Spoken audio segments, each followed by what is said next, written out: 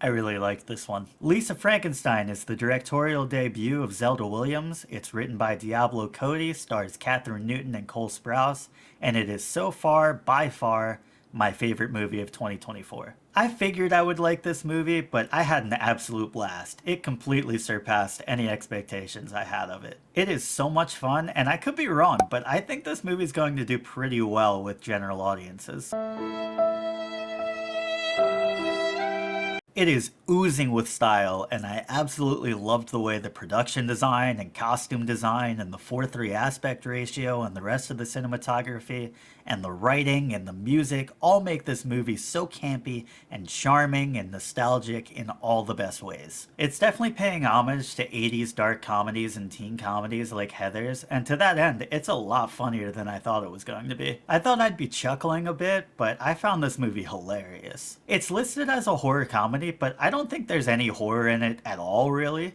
Most of the dark things that do happen are exclusively played for laughs, which is a good thing. I don't think this movie would work if it tried to mix the 80s campiness with legitimate modern horror. So I'd definitely say it's more of a dark comedy than a horror comedy. The humor didn't always land for me, but even when it didn't, I was sitting there with a big dumb grin on my face the entire time. The performances are also super fun. Carla Gugino is excellent as this sort of overbearing, critical mother figure, and Joe Crest is great as the dad who's just kind of there.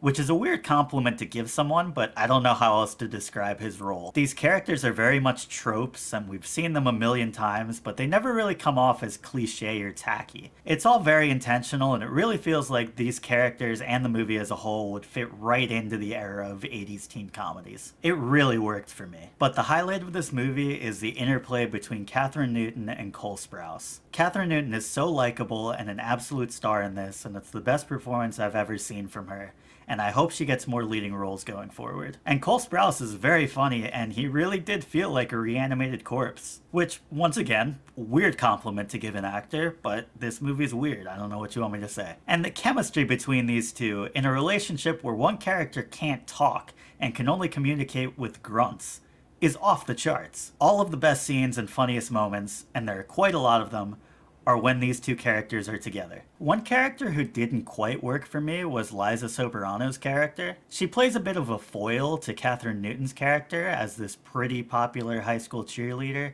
and she's very much playing into that trope as well.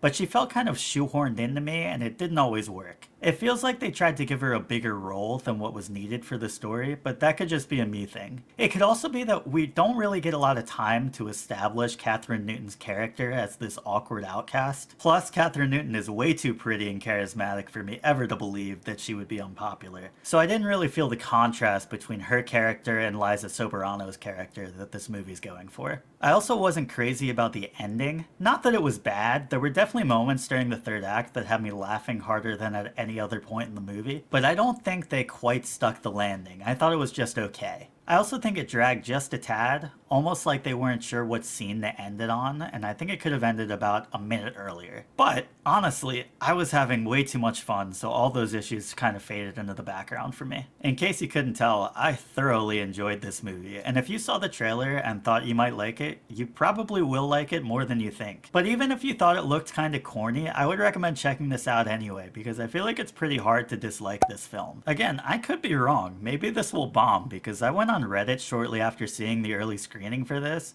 and there were some people absolutely slamming this film, and I'm not quite sure why. I don't really get the hate, and I think this film achieves exactly what it sets out to. It's a real fun watch that pays an homage to 80s dark comedies of the past. If you've seen Lisa Frankenstein, I'd love to hear your thoughts in the comments, and as always, thanks for watching.